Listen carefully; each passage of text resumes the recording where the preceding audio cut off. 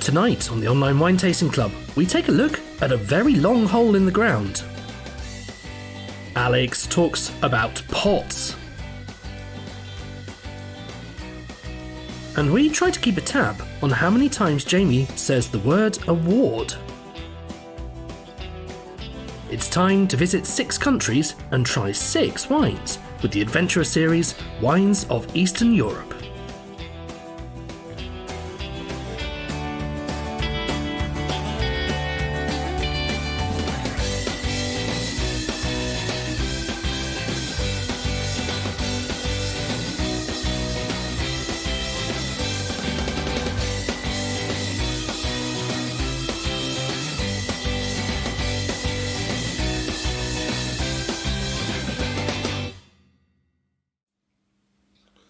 Well, good evening and welcome to the adventure series of Eastern Europe. Alex is having a small wardrobe malfunction with shirts or whatever, so it's all fine, isn't it, Jamie? Who knows when he may return? You'll probably hear him in the distance because we know his shirts are that loud. But welcome and good evening. A lot of fun tonight. For those of you joining us, you may well have seen that we've sent 6 wines out tonight. 6 wines in are pretty new black boxes. I hope you found them exciting and different and new. It is very exciting. It is very exciting. I'm very happy with that. But anyway, it doesn't really matter about the boxes. It really matters about what's in the box. So tonight we are doing Eastern Europe, and that's kind of a big area. A big area. Yes. But we were kind of feeling that if we just said the wines of Romania or the wines of Moldova or the wines of Bulgaria, etc., that might be a little bit scary almost. Holy moly, yes. How are we going to do that? Too specific. Too specific, but I think when we get a little bit further down the line with the Online Wine Tasting Club, we will definitely do the wines of Bulgaria, the wines of Macedonia, and all those kind of things, because we did a couple of interviews and lots of fun and absolutely fantastic. But most importantly, we should probably get wine number 1 in the glass, because we're here for a little bit of a drink. So the first wine we've got, we're heading to Moldova, and this is a Pinot Grigio by Pukari, and we'll talk a little bit more about it as we come back to the studio. But what we're saying is get the first one in the glass.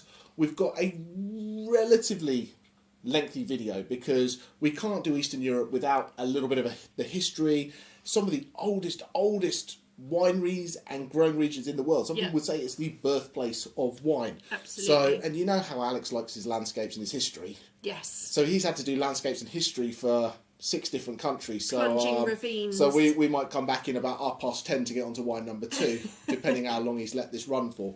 But what we're going to do is, if we start doing wine number 1, we can go from there. We've got, if you see in the bottom corner, we've got the qvevri. That if you've got another device, a phone or an iPad that you're not watching us on, you can log into that, and that will give you the option to pop your tasting notes in, and this is how we're kind of doing our polls and our voting and all that kind of stuff. And when we come back, we should have if you've put lots of stuff in, we should have a beautiful word cloud. We can, which marketing types like me get very excited about. And if you've not put anything in, we'll have a blank screen, which will be a little bit boring.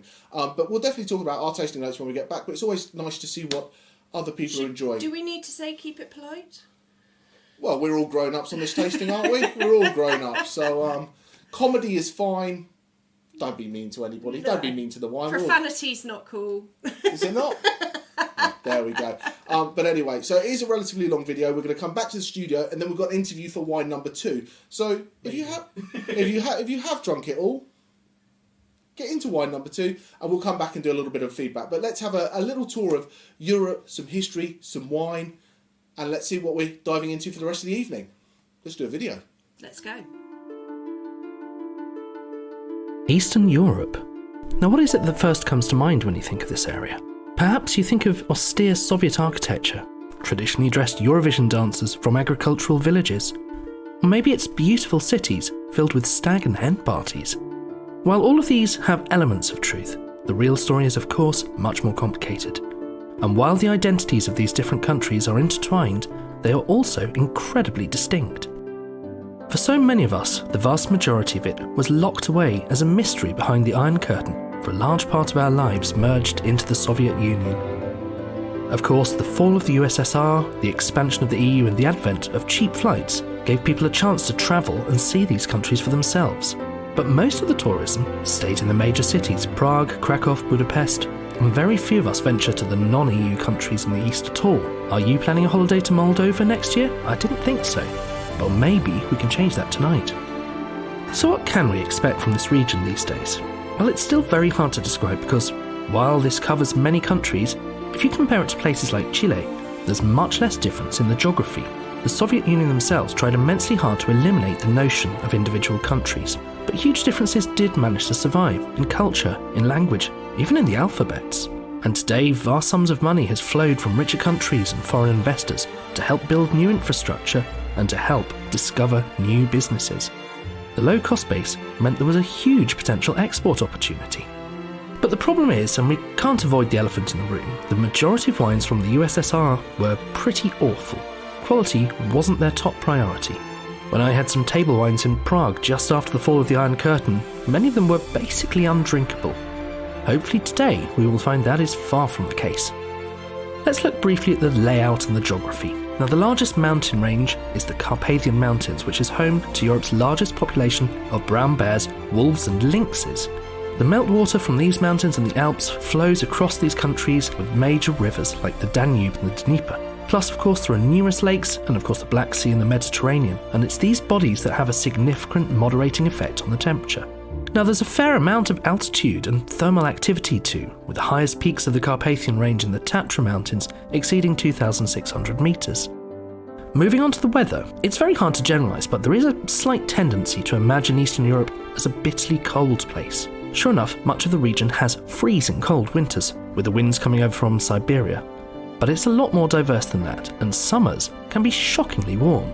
In fact, head to the beach on the Black Sea, you can find temperatures well over 30 and sometimes over 40 in the summer. For all its geographical features, most of the boundaries between these countries are tribal and political, and they've shifted regularly, dramatically and violently, both before the USSR and afterwards. Before we get into any particular country on its own, we really need to conduct a very abridged high-level history lesson so you can understand how the people have been moving around and how the borders have shifted for millennia. This is a bit complicated, but we'll give it our best shot. Prior to the Roman conquest of Europe, much of the area was dominated by Slavic and Baltic tribes in the north, Thracians, Celts and Illyrian tribes in the south. As that empire collapsed, the southern regions that now make up Bulgaria and Romania became part of the Byzantine Empire. The Slavs were pushed down south by Huns, and then Central Asian tribes like the Bulgars moved in from the east. Meanwhile, in modern-day Belarus, Ukraine and Western Russia, a confederation of Slavic tribes called the Rus formed a kingdom. Legend has it that the leaders of this were actually Scandinavian warriors. I told you this was complicated. In came a tribe called the Magyar, who formed a kingdom surrounded by the mountains in modern-day Hungary. But then the Mongols attacked. They defeated the Rus and the Magyar. Half the population of Hungary was killed. They also conquered Poland and Bulgaria. The Baltics, however, survived. That is until they were invaded by the Germans, who brought in Christianity. Now, of course, most of Eastern Europe is Orthodox Christian. In the late 1300s, the Ottoman Turks invaded much of Eastern Europe, came up against some serious resistance in Hungary and Romania, where they met Vlad the Impaler, who preserved much of the Romanian culture. The remaining Magyar had also strengthened their defences and managed to resist. By 1500, things had finally pretty much settled down. Phew. The Balkans remained under Ottoman rule for 300 years, the Austrians and Hungarians teamed up, as did Lithuania and Poland. And then the First World War came along. Unlike the static trench warfare of the Western Front, the Eastern Front was dynamic and fast-moving. The Russians pushed, the Germans and Austrians pushed them back, and while they were losing in the West, they were winning on the Eastern Front, until they were forced to concede, that is. What was left after the collapse of these great empires was a newly defined set of smaller countries. But when you just try to draw borders like this, it rarely goes well, and battles continued for years. The Second World War was unprecedented in its destruction on the Eastern Front, with 30 million deaths. The Germans advanced fast, but pushed far too far, trying to take Moscow.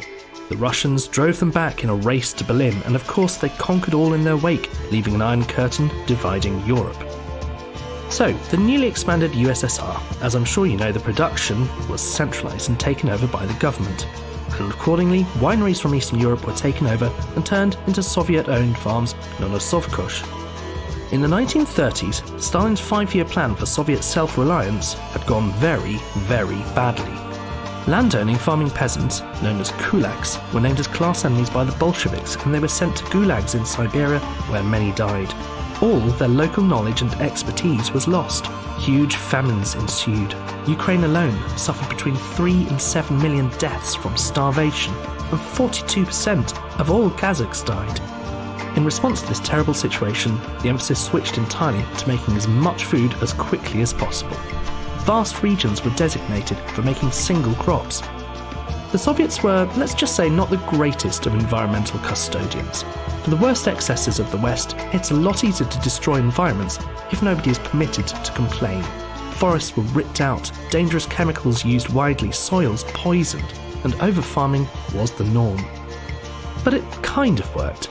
There was food to eat at least. Lenin's bread and peace vision had been fulfilled. However, Stalin decided that surviving was not enough. The Soviet Union wanted to be able to give people the things that previously only the very richest could afford. And that way, he could declare that his plan, despite the millions of deaths, had in fact worked. And what did the Tsars like to eat and drink? Well, caviar and French champagne. So he set out to make those as cheaply as possible. But champagne is not cheap, needing complex and laborious work done to every single bottle. The answer came from ditching the bottle fermentation stage and moving to pressurised tanks like Prosecco. Now 10,000 litres could be made at a time in one tank in just a few months. Bureaucrats ordered the construction of new vineyards and wineries, and they recruited thousands of workers. But it was hard going. The targets set were totally unrealistic, and anybody who didn't meet them was, yes, declared an enemy of the people and sent to the gulags.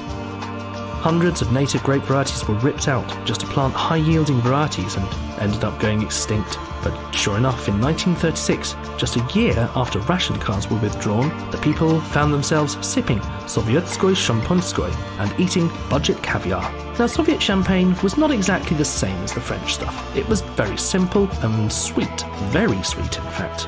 But it became an incredibly popular drink, and as a result, Ukraine became one of the world's largest producers of sparkling wine. Skip forward to President Gorbachev's time, and he had a rather different view on alcohol. Between 1985 and 1987, he decided the Russians drank too much. And that was possibly true. But he introduced a partial prohibition, massively hiking the prices of alcohol and limiting how much you could buy. Drunks were sent to prison. This was bad news for the government's coffers, with the revenue reduced by 100 million rubles. But it also had a terrible effect on the producers, especially the more premium drinks like wine. While the law was short-lived, the damage was already done. In Ukraine alone, 310 square miles of vineyards were ripped out. Likewise, a third of all Moldovan vines were destroyed. Gorbachev eventually made way for Yeltsin, who of course officially dissolved the Soviet Union. But we should mention a key moment that led to that historic event. On a trip to the US, after seeing around the Space Center in Houston, Yeltsin found himself in a town called Clear Lake and decided he wanted to pop, unannounced, into a supermarket. Now, at the time, this is what Soviet supermarkets looked like. Long queues in the freezing cold, terrible quality, stock shortages, very little choice. When he saw what was on the shelves of a typical Western supermarket, Yeltsin tasted samples, roamed the aisles and chatted to shoppers. He very visibly had been shaken to his core. Even the Politburo doesn't have this choice, not even Mr. Gorbachev, he said to his aides. If the Russian people found out, he could see there would be a revolution. 2 years later, he left the Communist Party, and that was that. Post-USSR, many of those who'd spent their lives under the communist system were set in their ways and struggled to change. It was down to the young and to foreigners who saw the potential and set out to grasp it. And the transformation has been astonishing. In such a short period of time, an entirely new generation of winemakers has been rescuing ancient grapes, exploring and understanding traditional techniques, but bringing in modern science. And the wine history and those traditions are incredibly deep. As in the title of this tasting, Eastern Europe makes a great case to be the birthplace of all wine. It has some of the most historic winemaking traditions in the world, from what Guinness recognised as the world's oldest vine in Slovenia to the ancient techniques of Georgia. And while much grape diversity was lost under the Soviets, the wines produced in these regions are fascinating, unique, and increasing in popularity in a world getting bored of identikit wines. Does that mean we'll be seeing the likes of Rkatsiteli, Vranec, Rebula, or Kratosia filling the shelves of our local wine stores? Probably not. But just like craft beer, these kinds of wine are getting more popular every year as people are desperate to try new flavours. Anyway, this is going to be a whirlwind tour to introduce 6 wines from 6 countries. Tonight we will visit Moldova, sandwiched between Romania and Ukraine. We go practically all the way over to Central Asia in Georgia, back to Slovenia right on the border with Austria and Italy. Then we head due east to Romania, south a little bit to Bulgaria, before finishing off just north of Greece in Macedonia. We start in Moldova, which is not only the poorest country in Europe operating outside of the EU, but also the most economically dependent on wine. With one of the highest densities of grapevines per person in the world, thousands rely on the industry for a living. It was in the 19th century when the first commercial wine estates started appearing, and it is home to the largest and longest wine cellar in the world, at 200 kilometres and nearly 2 million bottles of wine. Astonishing. Now, Chateau Purcari, whose Pinot Grigio we're tasting tonight, started in 1827 and was initially run by German colonists. At the turn of the century, reinventing themselves, they replanted 250 hectares and installed an absolutely state-of-the-art winery. They now export to over 25 countries and have a hotel and excellent restaurant, which is all well and good. But does the wine taste nice? Let's see what you think. Oh, shit. Well, we're back. Hi. I was very rude at the beginning. I didn't introduce Caroline, our Hi. usual producer / marketing / less presenting, but today more presenting. So if you have any questions for the very well prepared Caroline, please feel free to put them all in the chat, and she will answer each and every question you would like to know about Moldovan wine, Romanian wine, all the wines, or Australian wine. Yeah, or Spain, you know. We can do what we like. But anyway, so for those of you who are joining us, who didn't join us for Chile, and this is their first one of this with the Pol EV, we've got some tasting notes from people up there. So everyone's got to put some little tasting notes in there. And this is where I need to get much better glasses so I kind of see what everyone knows. So basically, the more people that put a word in, the bigger that word gets. So the words that you can see there that are really big are the most popular. Jamie is amazing. Right in the middle. Look at that. Yeah, no, I can't. I think you need your eyes tested. So we've got pear, we've got apple. You know, we've got lots of those Pinot Grigio-esque tasting flavours, and I think this is a great wine. It's absolutely delicious. It's bright. It's fresh. It's good drinking. You know, is it something that you would go, oh, you know, if you were just drinking it somewhere, would you go, wow, I've got to get 50 cases of this for my house? The correct answer is yes, but maybe not. But I also wouldn't go, oh, this is Eastern Europe. I mean, it's a really nice, rich Pinot Grigio, I think. You put your nose in and you get sort of some slightly more honeyed notes from it as well, and you can see that because it's not as pale as some Pinot Grigios. It's a little bit more honeyed for a Pinot Grigio, I think. Absolutely. Sometimes Pinot Grigio just does that cold, wet, white. Does the job kind of thing. But what I'm hoping with the tasting that we're going through today is give people a chance. Give these wines a chance to kind of stand out. Because if I turn around generally and go, do you want a Moldovan wine or Italian Pinot Grigio or an Alsace Pinot Gris, most people are going to trend towards what they know. Absolutely, and that's understandable, but that's why we're here and that's why we're doing this tasting, to say, well, this is a great variety you might recognise, but from a completely different country, and, you know, there's some bits that are similar to other Pinot Grigios, but there is a very much an interesting difference, I think. So move on to the wine 2 tasting notes so people can get those in. Absolutely. So if we get wine 2 in the glass as well, so you can pop them in together, that gives everyone the choice to get in there. But just a last little bit about this Moldovan wine. It started in 1827. But do you know who one of their biggest fans are? Well, I do, because you've just told me, but I'm not going to spoil it. My word. You think a little bit of script. Jamie, tell me. Absolutely, please tell me who that person is. Was it? We're going to go back to scripts. This ad-libbing thing isn't good for anybody. Sorry, everyone. This is what happens when you put me in front of the camera. This is adventurers level now for the professionals, okay? Taylor, where's your shirt? But anyway, so Queen Elizabeth II loved a bit of this, and it was the first Moldovan wine that really ever got shipped over to the UK, and the first one that went to the royalties. Yeah. And it was the only wine label they were making that was written in English. Wow. So they've got a really rich heritage, and if you're going to go for a Moldovan wine, this is a producer to look out for, because they've got very rich history, and am I right in thinking they're one of the biggest exporters from Moldova? Very much. The vast majority of Moldovan wine gets exported because they need the basically the income. They get a lot more money exporting than they ever would selling it in the home market. But they're 25 different countries. They're everywhere. Yeah. A lot goes to Russia, obviously, and then China, the US, the UK, France. It's kind of a little bit all over, and we'll see, a little bit later, and I'm not going to give too much away, but offers really, really good value for money, and sits at 13.5%. So you get a bit of bang for your buck. You do, and would this be? Would there be any oak used in this, Jamie, or is it all stainless steel? It's fresh, it's stainless steel. Sometimes, depending on the vintage, if they're looking for a slightly more honey character, it'll be about leaving the grapes a little bit longer. Okay. But if you taste it, you do get that richness. There is but you've a got richness that because you've got that slightly higher alcohol in there, so you feel that roundness and that richness and that honeyed fruit. But yeah, it's absolutely all stainless steel to keep that fresh acidity and that brightness.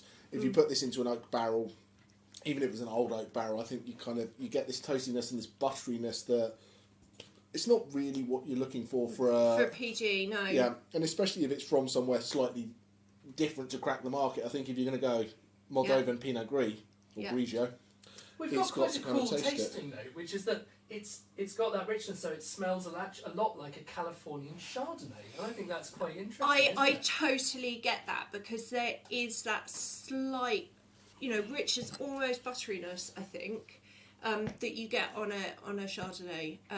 I think it's a really, really interesting wine, and I definitely revisit it, I have to say. Absolutely. But should we put wine number 2 into the glass? Yeah. That could be a good idea, couldn't it? So, next we are heading to Georgia. And this is a grape called Rkatsiteli. And when I'm talking Georgia... No. Have you got Georgia on your mind, Jamie? Oh, I'm glad you got that out of the system. Sorry, it's one of those evenings. If you can pop in the chat if anyone found that quite as funny as Caroline, that would be great. I'm just hysterical hilarious. It's fine. So Rkatsiteli is maybe the oldest grape in the history of the world ever. Okay, so tell me more about Rkatsiteli, Jamie. Pretend I know nothing and tell me about it. Let me compose myself to pretend you know nothing. Okay, and here we go. So Rkats is a very, very old grape, and we talk about Eastern Europe, and we talk about being the birthplace of wine. There's history showing Rkatsiteli grapes in qvevris, which are these big clay pots, which Mr. Taylor will tell you all about later on, from about 6,000 BC. So for a little bit of maths, that's 8,000 years old. That's quite a long time ago. Which is a long, long time ago, and it's an indigenous grape to the region. Wow. However, speaking of Georgia on your mind, or Georgia and peaches in Georgia, USA, my first ever Rkatsiteli I drank was one that was made from New York State. So that's where I got into drinking Rkatsiteli. I'm like, I think this is a really cool grape, really fun, really different. It's got this richness, it's got this ripeness to it, but this great acidity. But what's interesting about it, and when we go to the interview, I talk about it again, so I don't want to overly go on it. But generally, when you taste a wine, you can turn around and go, oh, that's kind of like Sauvignon, or that's kind of like a California Chardonnay, or it's kind of like this. Have a look at this and see what you think. So that's exactly what I was going to say. The first time I stuck my nose in, I was like, oh my God, that's totally different to anything I've smelled before. There's no sort of hook I can hang on from Chardonnay or Sauvignon, or it's a really unique aroma in this glass. And I apologise for any linguists out there when we go through, because I think I say quite unique about 67 times. Oh, okay. Apparently you can't be quite unique. You can either be unique or not. So my apologies for that. We're wine people, not that. But hopefully we've got this in the glass. And do we want to try the interview? I think we should. Let's give it a go. Alex has got excited with his editing, so we're going to go to an interview. I had a chat with Vladimir, who's the head winemaker of this wonderful, wonderful Rkatsiteli in Georgia. So let's have a little look what I had to say with him. We'll try at least.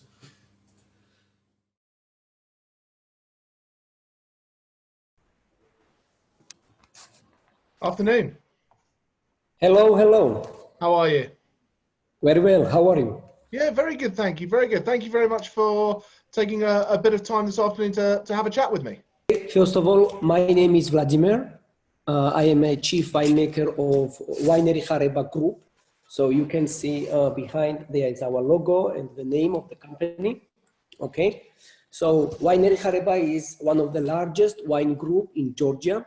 And we have different wineries, and amongst is Vranec. So you see, so this wine comes from Vranec winery. Okay, so as I mentioned above, we have different wineries around the country, and one of them is Vranec. As for the vineyards, right now we own 1,500 hectares of vineyards around the country. So because of these facts, we can consider ourselves one of the largest wine group in Georgia. But for your information, when I'm speaking about 1,500 hectares of vineyards, I don't mean that we grow only 1 or 2 grape varieties. At this moment, we grow, in our case, more than 20 Georgian grape varieties and some few European so-called international grape varieties as well around the country. So for your knowledge, we can divide Georgia roughly with 2 parts of viticulture and winemaking in terms of viticulture and winemaking. So we have vineyards in western part of the country, and also we have vineyards in eastern part of the country. These 2 parts of Georgia is different with its climate, soil composition, grape varieties, and methods of winemaking. I want to take your attention mostly in eastern part of Georgia, where we have Kakheti region. Kakheti region is one of the most famous wine growing region from Georgia. And mainly this grape variety, what we call here in Georgia, Rkatsiteli, comes from Kakheti region, from eastern part of the country. Okay, this is the name of grape variety. Okay. Rkatsiteli. Okay. Yes. I want to share with you a little bit history about our wine group. So our wine group was established in 1995. In that time, we purchased some already planted Saperavi grapes in Kakheti region. And since the time, we expanded the amount of our vineyards from east to west, planting different Georgian grape, indigenous Georgian grape varieties, such as Rkatsiteli, Saperavi from Kakheti region, also Tsitska, Krahuna, Otshanuri Sapere from Imereti region. So you said Yes. it's two main, you kind of the western side and the eastern side, and different soils. Is a big part of that because when you get to the west, you've got more of the ocean influence from the Black Sea, and then obviously when you go east, it's a little bit more inland. What's the main differences? That's quite true. That's quite true. So when we are speaking about west part of the country, in that part of Georgia, we have again different wine growing regions like Imereti, Samegrelo, Rajale-Chumi. Mostly the major wine growing region in the west part of the country, we have Imereti. And because of the vicinity to Black Sea, here we have more or less maritime climate. Okay, quite hilly area. You can find here vineyards up to 350 meters approximately. And mostly in that region, we grow white grapes. We have some red grapes, but they are in minority. Major case comes for white grapes. And if we compare west part to east part, in east part of Georgia, and mostly in Kakheti wine region, we have more continental climate, okay? You can find here vineyards from 150 to 250 meters. In general speaking, here in Georgia, we grow around 70% white grapes and around 30% red grapes. So, and the Rkatsiteli is you know, one of the most ancient grapes on the planet, from what I gather. Is it a Georgian grape, or did it come from elsewhere? And you know, where else are we seeing it? Because strangely, the first Rkatsiteli I ever had was I lived in the States for a while and had one from New York State. Was the first Rkatsiteli I ever had. But I think it's a great grape. Thank you for that question. Rkatsiteli is very much indigenous Georgian grape varieties for sure. And it is like the most flagship white grapes from our white indigenous grape varieties, what we have here in our country. And nowadays, Rkatsiteli is also the mostly planted. It was the mostly planted. Still, it is the number one white grape varieties, which is the most planted white grapes here in Georgia. Rkatsiteli is quite unique grape varieties. It has ability to give us wines with international style body, international profile, general speaking, but also it is one of the best in qvevri vinification as well. Fantastic. So it's interesting because there's lots of great grapes, and so as far as international grapes, what are you and is there a reason for having the international grapes? Is it a line that it makes it a bit easier to sell to people who go, oh, I must have a Merlot or I must have a Chardonnay? Great question. Great question. General speaking, as I mentioned above, most grape varieties what we grow here in Georgia are indigenous. But also I have to admit that majority of wines what you can find here in Georgia are mono wines, which means that they are made from one grape varieties. Talk about the wine that we've got in front of us. Yes. So we know already name of this wine. So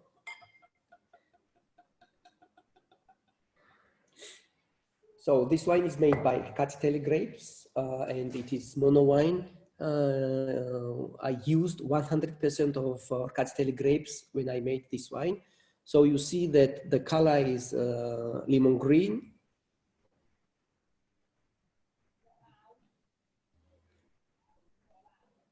Yes, quite citrus fruit,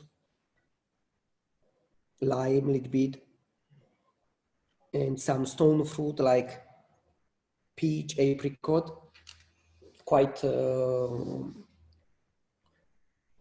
welcoming nose.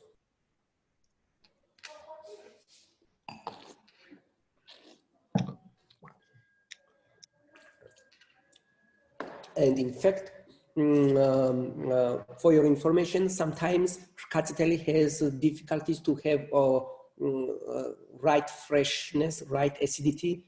In this case, we have quite good acidity. And why? Because I harvested the grapes a little bit earlier, because my idea was to maintain this natural acidity, this natural freshness, because I do like European style, so-called international style wines, when they have very welcoming nose, rich with primary aromas, and also taste with good acidity. During fermentation, yes, I harvested it a little bit earlier, beginning of September, and the fermentation was done in stainless steel tanks. I used quite low temperature of fermentation, because again my idea was to maintain as much as I could these primary aromas. So we are back. Thanks, Carol. Oh, you again. Luckily, the shirt is blocked by the word cloud, which I think is an improvement for all of us. But we somebody could went just to the keep trouble of sending this wonderful shirt through, so I had to wear it. And Yeah, it wasn't addressed. It could have been for me, it could have been, but we know. but we know it's a medium, so it's not for me. Seems to be dividing people this wine a bit. But looking at the tasting notes, there are some people who seem to really like it, and I'm definitely in that kind of category. But I think that is the thing about Eastern European wines, isn't it? That they are a little bit marmitey. They very much are. They very much are. But what I think about this wine is sometimes the reason that people would go, "Oh, that's not my kind of thing," is because people like what they like and what they know. We're generally creatures of comfort, and the fact that when we had that conversation, it's very tough to put your finger on this and go, "This is like something else that I like." And I think that's kind of difficult. But there's some great tasting notes there. But very, very, very... Butterscotch is the one which, I was trying to place it. But you look, everything really from good. pineapple to moss to this herbaceousness and potatoes. Yeah, well, that was me trying to test out whether the thing was working because I couldn't see any answers. Oh, I thought that was just your palate. It's probably just my appalling palate, but there we are. So Georgia, really cool place. As it was that we've got that line that you've got this coastal area, and then you've got this inland area, so they can make very, very different styles of wine. And Vladimir is the head winemaker, and this particular winery is one of a group. They have a group of wineries, and they do this. They have a little boutique winery, and I think what's really kind of interesting with what he was talking about is having the native grapes and the international grapes. And the fact when they're the native grapes, they're generally done as single varietals. And when the international grapes come in, they're doing a lot of blending with that. Yeah. And the question was really, why do you have the international grapes? So when I try and export some stuff to people, I can say, I've got a Syrah, I've got a Cab and a Merlot. Yeah. Would you like some Vranec or some Rkats or whatever? And it's in there. All the cool grapes are in there, but the label, the one that's on the label is the Western grape that everybody knows.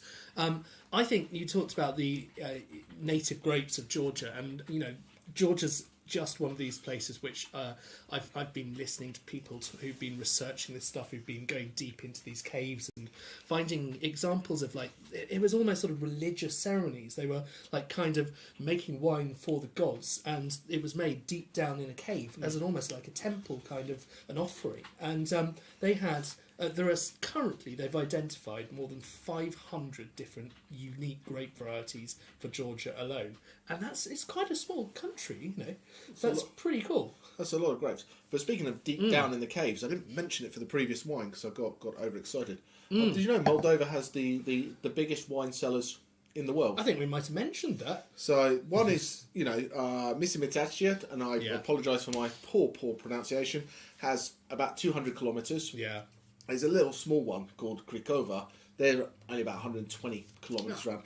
But they've got roads. You can drive round. The roads are named after grape varietals, so you can drive down Chardonnay Street if you would like to. Take a left onto Malbec. Grigio, and Mr. Certain Vladimir Putin had his 50th birthday there. Okay. And for a bit of Russian history, first man in space. Yuri Gagarin. There you are, you get all points of that. He got lost in there for 2 days. He got lost. So if he manages to get the space and back, no worries. But got lost in the Grigio cellars for a couple of days. It's got to be pretty big. That's definitely the sign of a Grigio cellars where no one can hear you scream. Oh no, that was space, wasn't it? But anyway. Yeah, indeed.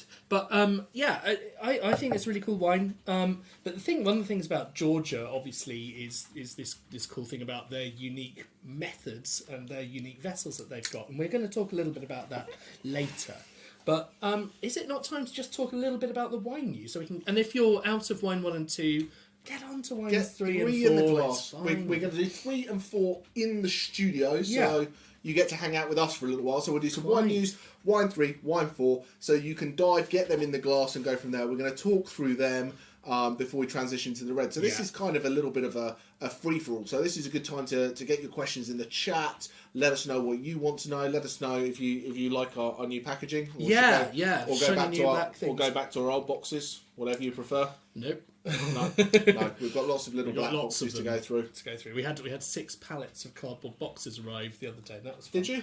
But that was nice. he was at the Oval. I was at the Oval judging wine, but that's a story for another time. It is. Let's talk a bit about the wine news. So wine news. What should we start with? Should we start with the happy thing or the sad thing or the expensive thing? The expensive thing. Let's start with the expensive thing. My thing's slightly playing up here, so I don't actually know what buttons I can press. Caroline, would you mind turning off the poly V little eye icon on? Why? on So the right everyone can there? see your shirt. And that's great, yeah. So obviously the last few weeks, apologies to anyone who's on our Discover series, we covered this, but been a really critical issue. European wine has been hit by atrocious frosts. Now, the vines are incredibly hardy in the winter.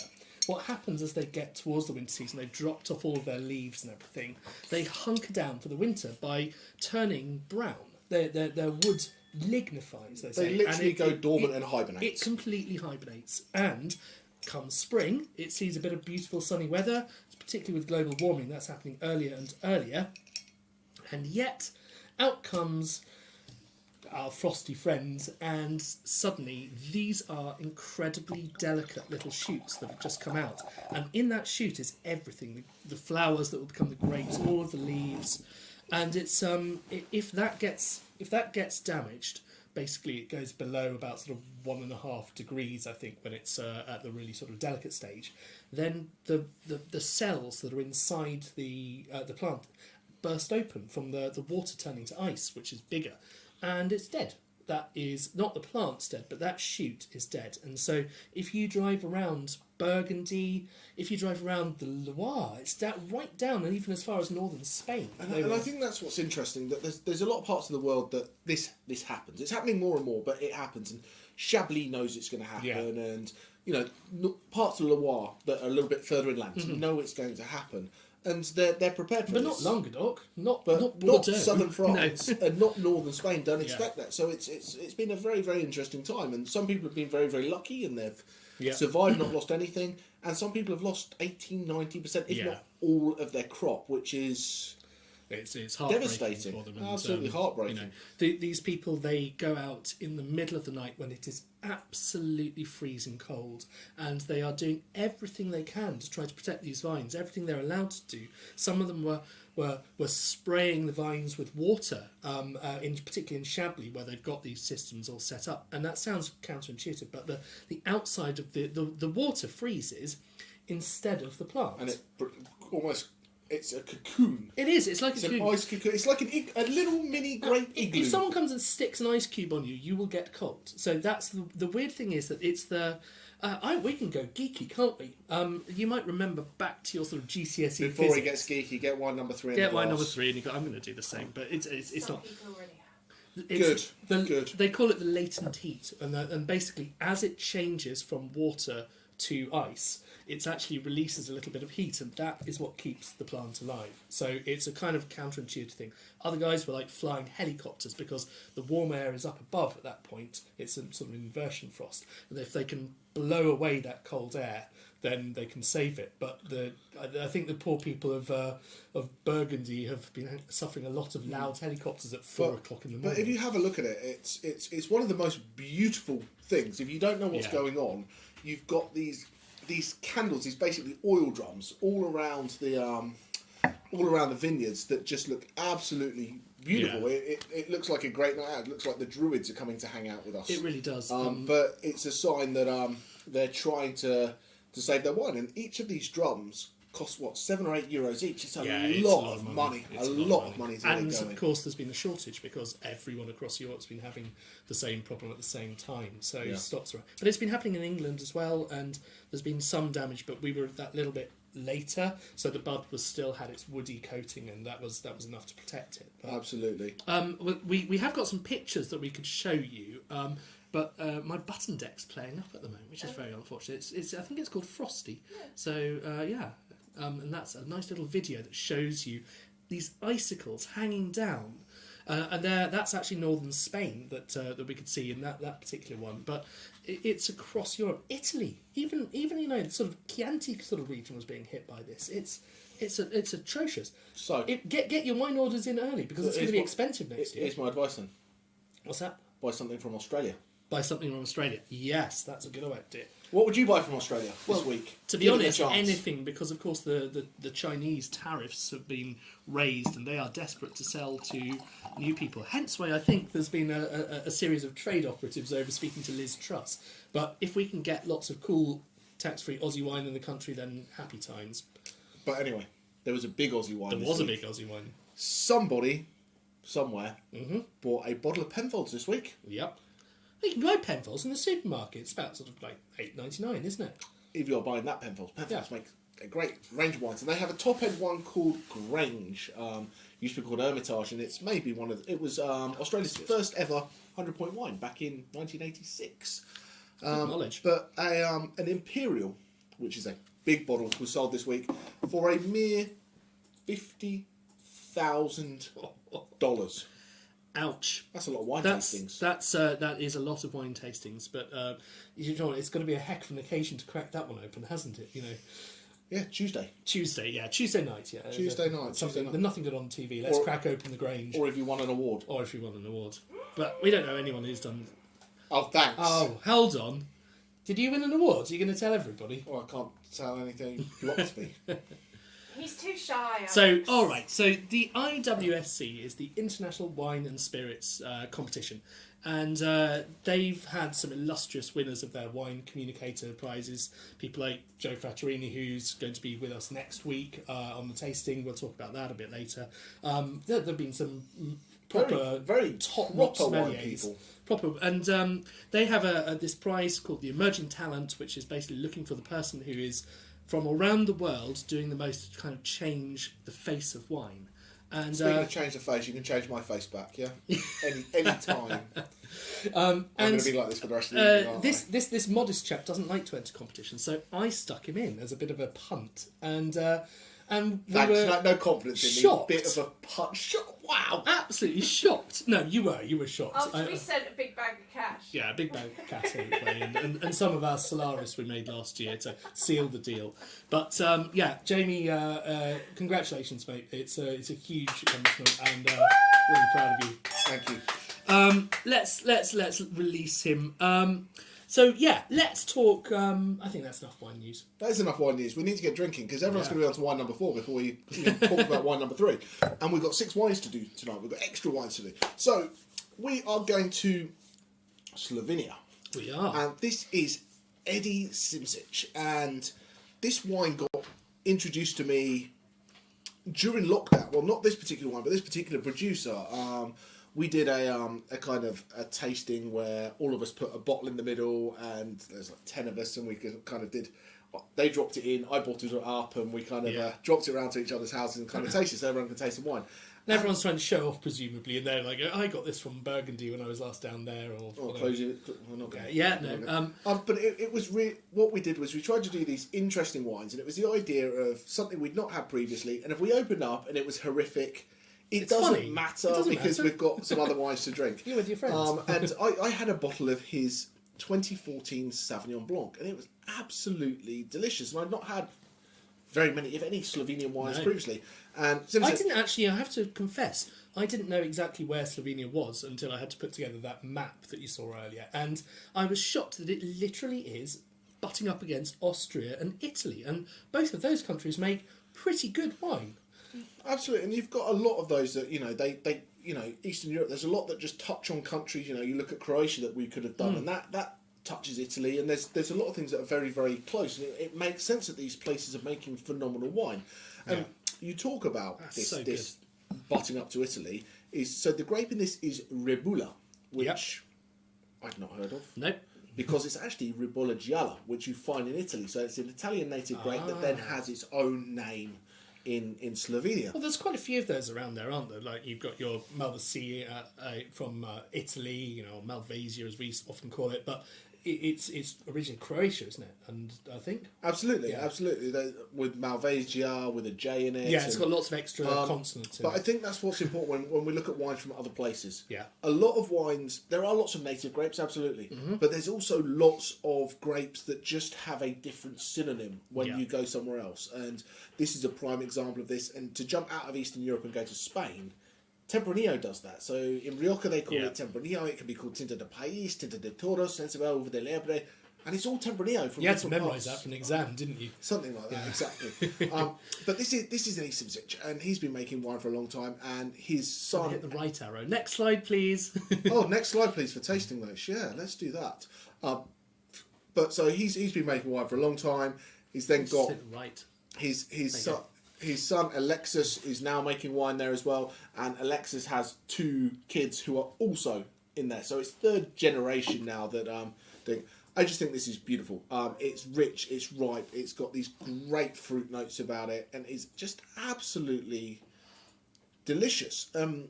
It's very, very bold, but for a wine of this kind of weight, it's only 13% alcohol, which, you know, if this was in those kind of like those Chardonnay, New World Chardonnay, these kind of oaky kind of things, you'd definitely be at 14.5%, no question of a doubt. And to have this richness and keep it at that relatively balanced level, I think is really quite good. It is good, and you know, down that part of the world, it does get pretty warm. You know, it's like we said at the beginning. I always think of, you know, these winters where you see where I went over to Poland a few times, and it was freezing cold in the winter. But in the summer, it's a totally different picture, and Eastern Europe is not just one country. It is so many different things, and you go from all the way from sort of Estonia, and we argued about whether you could really include Russia in it, and we decided for ease not to include Russia because it just shifts things too much. But down there near the Adriatic, the coast, it is absolutely balmy and beautiful. So it's no surprise you get some of those really ripe fruit flakes in there. And I think that's, you know, the classic sort of warm climate, cold climate thing, isn't it? And I think that's where it will become interesting going further down the line, that we can do multiple wines from one of these countries, different styles, and kind of see what things happen and go from there. How are we doing on some tasting notes? Is it playing nicely?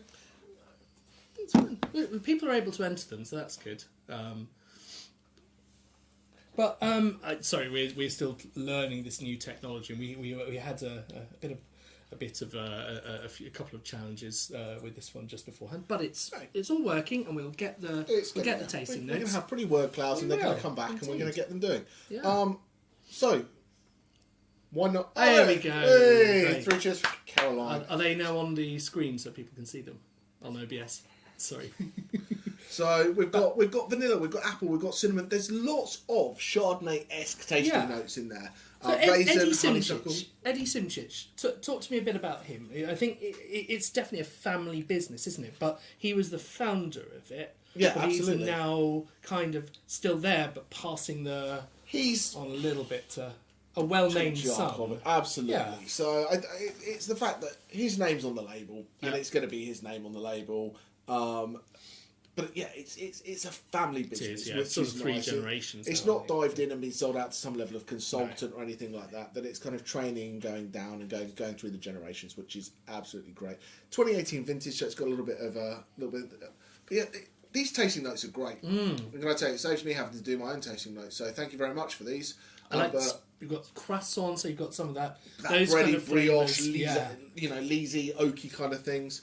I like delicious. You know, things like that. Just delicious is a great tasting note. Distinctive.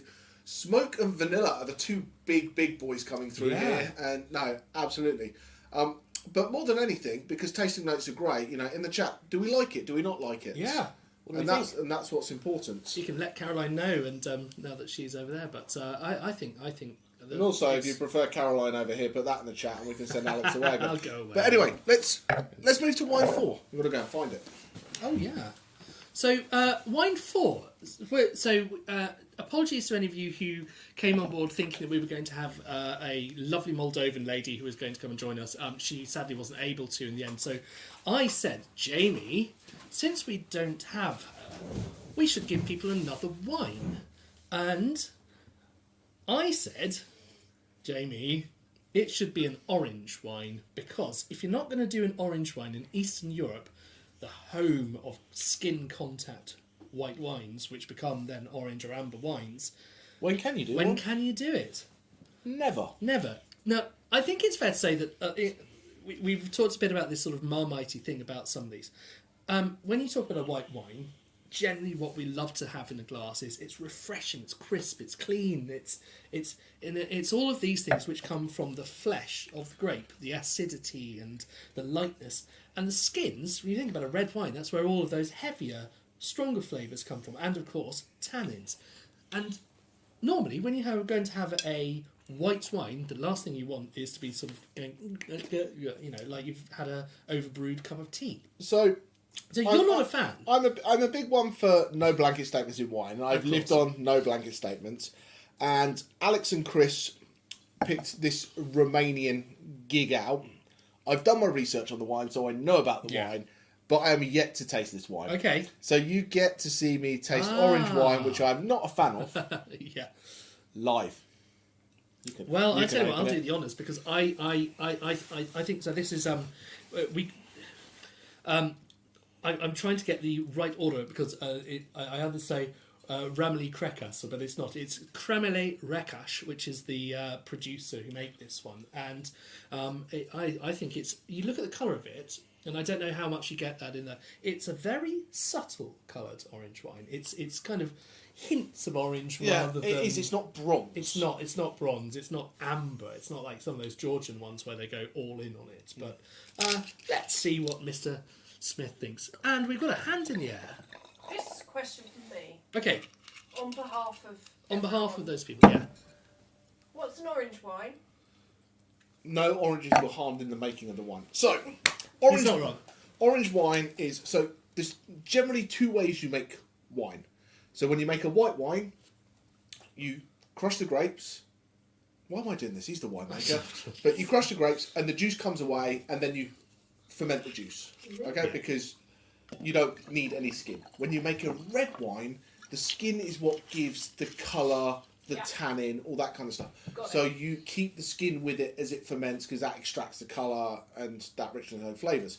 When you make an orange wine, you're making a white wine with red wine techniques because when we take a white grape, the skin's not white. It can be green, it can have these golden colours and things like that. Yeah. So those are left in contact, which gives a little bit of tannin, a little bit of texture, And some colour. And this colour. Yeah. So an orange wine has nothing to do with oranges. No. But when we make it, even though Unlike a strawberry one. even though they put an orange on the label, just to confuse everybody. So this is an orange wine. It's a natural wine. Yeah. Yeah. So there's a few things to cover there. So we've said what is an orange wine? So an orange wine is Can we get the red slide wine. up for tasting notes? Because I'd love to get Yeah. everybody's tasting notes before I dive into this and give my opinion. I don't Did want to. everyone see the last slide? We can go back to it. So let's get this up and running because I'd like people's tasting notes before I dive into it. So this wine is made by a guy called Phil Cox, an English guy. And you texting, so you got. I'm texting him. Yeah, no, I'm trying to see. putting his It's ta- moved on to he's- one number He's 4. putting his tasting notes in. Orange for an orange wine. Boom, good tasting notes. Claire. So this guy Phil went over to. Bubblegum. And we're in Romania of all places. Yeah, I get that bubblegum.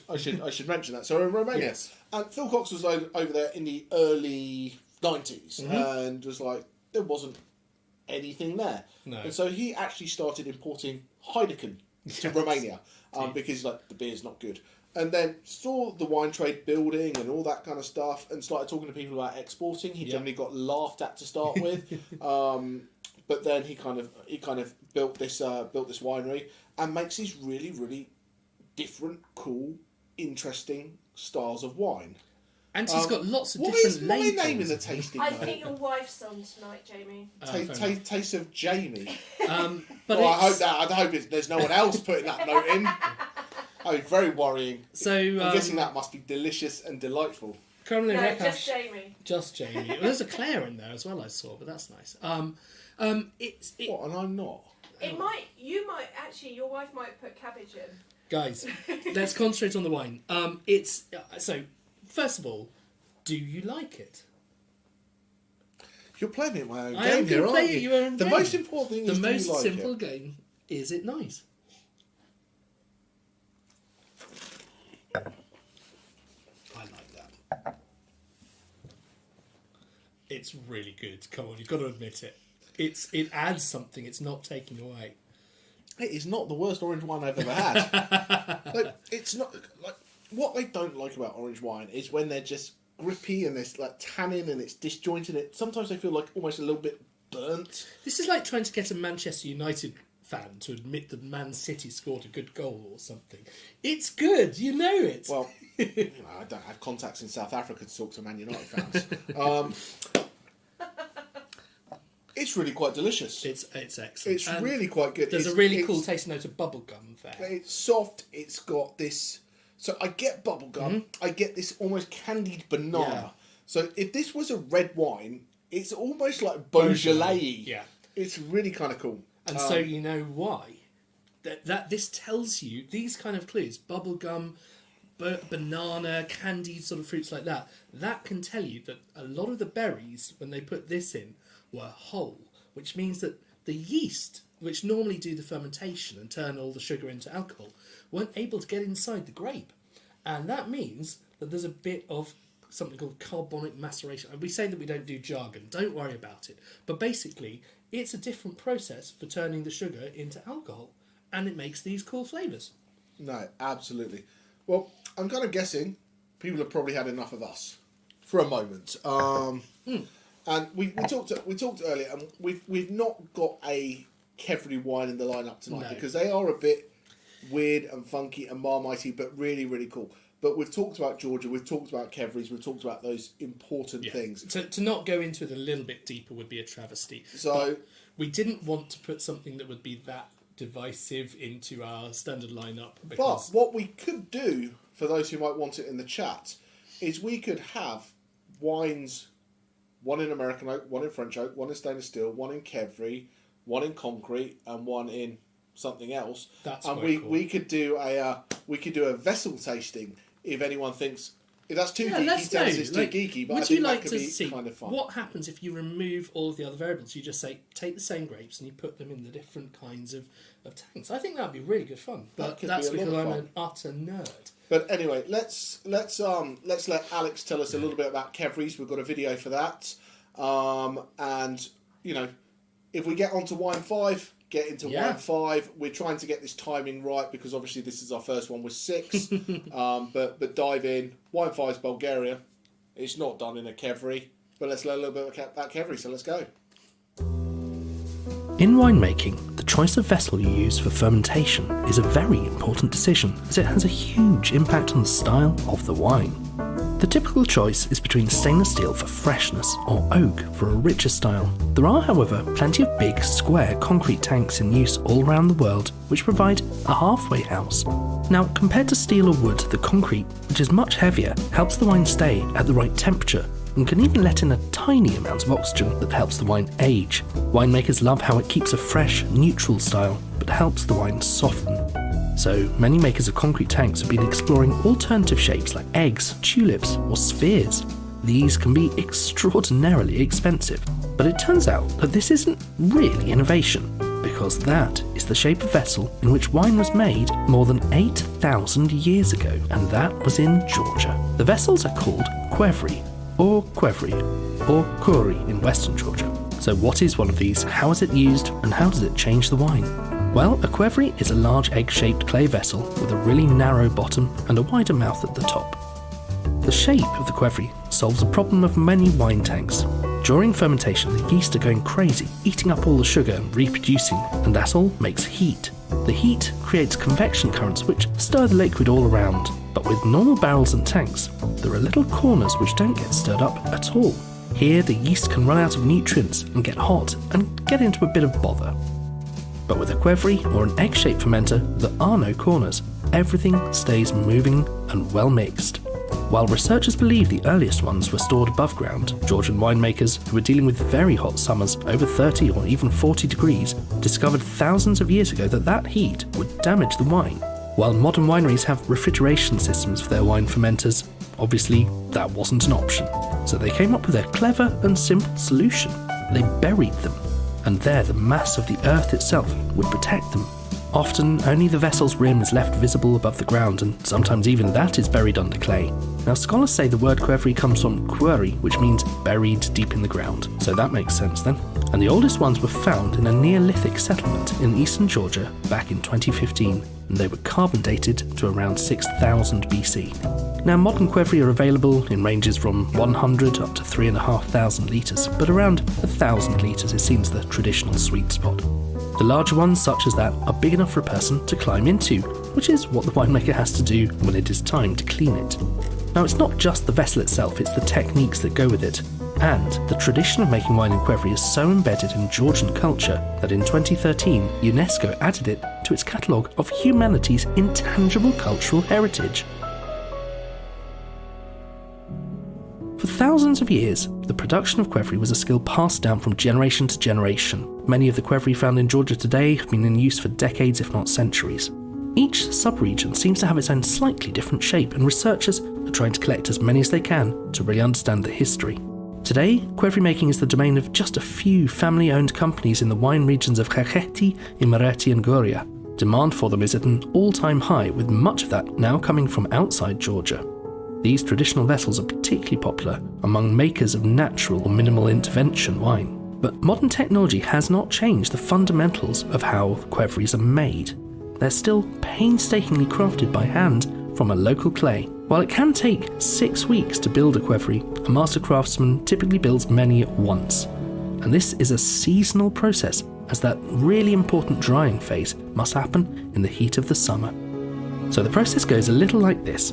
The craftsman first of all finds the clay from a local quarry, cleans it using river sand, grinds it all up to give it a really fine, smooth consistency. He then forms the clay into sausages. The qvevri starts on a wooden platform, and one cylinder of clay is added one layer at a time, smoothing and shaping at each stage.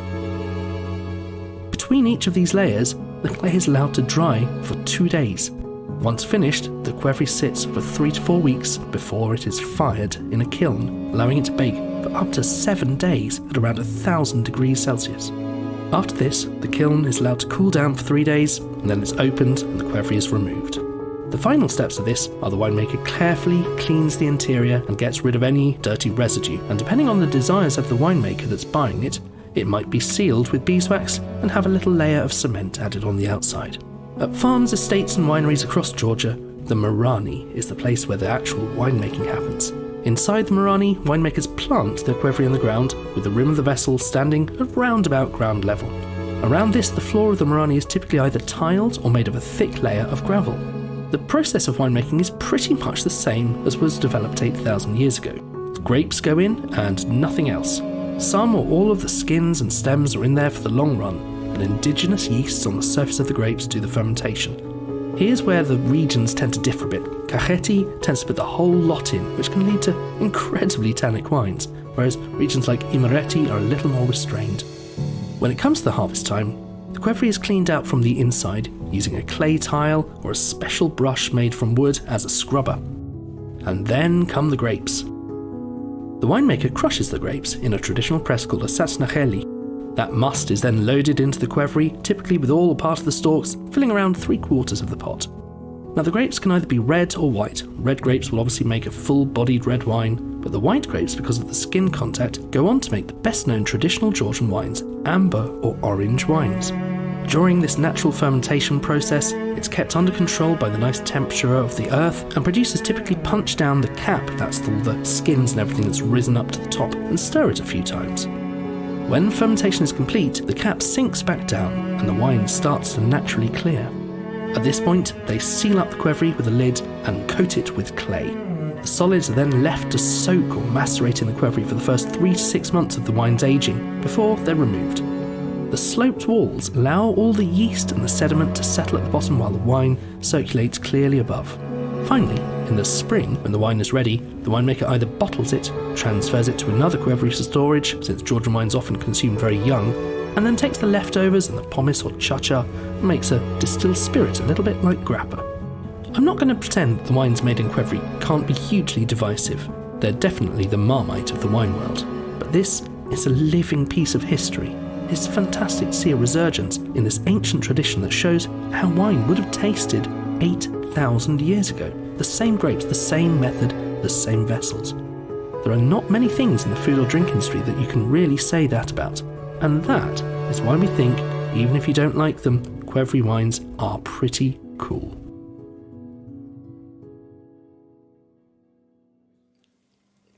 Welcome back. I hope you found that quite interesting. It's one of those things that I knew that a qvevri was a big pot, and I knew a bit about the techniques, but it was really cool to sort of deep dive into it and to hear about like the Rkatsiteli, I think I've said that right, the press, where they're still foot stomping it again, just like they did 8,000 years ago. And there've been other sort of early wineries we featured because they found the whole of a winery in Lebanon that we featured in our first ever tasting, and that was awesome. But the fact is that they found the pots, they found the seeds of the grapes, and they could even sort of try to work out what grapes these things came from. So it's an awesome thing. The white wines that come from oh god, I've forgotten the region now. Anyway, the ones where they put all of the pomace in, all of the stems and all of the seeds, those are in your face, aren't they? They're fairly crazy. They can be delicious. Are you talking about our friends in Georgia? Yes, in Georgia, yeah, the region of Georgia. They're mental. And they're technically classed as orange wines, but what they're trying to do, and this was part of... Yeah. Maybe I should put the whole interview with Vladimir up. They don't want their wines to be called orange wines. No. They want their wines to be called amber wines. Yeah. But they're looking to do a PDO/PGI-esque kind Okay. of thing with it. That means to be to sort like of protect the term, that, you know. that it must be certain grapes and aged for a certain Yeah. amount of time in a certain vessel and all that kind of stuff. Yeah. So they're really going after it. And I think that's really cool. They should. because It's theirs. They own that. Everywhere else does that. Champagne has to be certain grapes in a certain style. Bordeaux has to be certain grapes in a certain style. Barolo the same. And when you take your qvevri, they evolved as they came across Europe. You know, as the Romans went over and conquered, they suddenly found all these people, you know, with these cool vessels. And obviously there was trade before that point. But the amphora, or the amphorae, I know my dad's watching, so I'm trying to get my Latin plurals right. Romana ite domum. Wow, so language class at the language same time. class at the same time. But they evolved to have an actual base that could stand up, because qvevri are a little bit kind of dumb when you see them there, that they've got this pointy little base. But there's a little bit of an Easter egg in that, because you're not going to tell everybody, are you? I'm going to tell everybody. You're going to tell everybody that it's not your video wasn't all Georgia. It was not all Georgia. So the one you where had some stuff from Moldova. much better. So okay. there is a sequence there where they cracked open the qvevri for the very first time after it had fermented. Well, you and saw them done get the everything. little glass of Little wine glass out. scooped and you go, up. that looks delicious. That- Caroline went, wow. So who wants to have a guess where that was? Alex's garage. You can pop them in the chat. It's not in my garage, I can tell you that. My wife would have divorced me. It was close enough when I had Under the table here. Yeah. Caroline's got a question. No, I wanted to. Oh, you want to guess? We already told you. Oh, okay. Yeah, we have already told you. But Just let people I know, can't see too obviously. many guesses. Don't worry. It is. There's on the side of that glass that was raised up is Plumpton College was written on the side of it, because there is a traditional Georgian winery, or the Marani, right in East Sussex, just behind the South Downs, and it's a really cool thing that we've been getting over the experts, and there've been some wineries in Kent.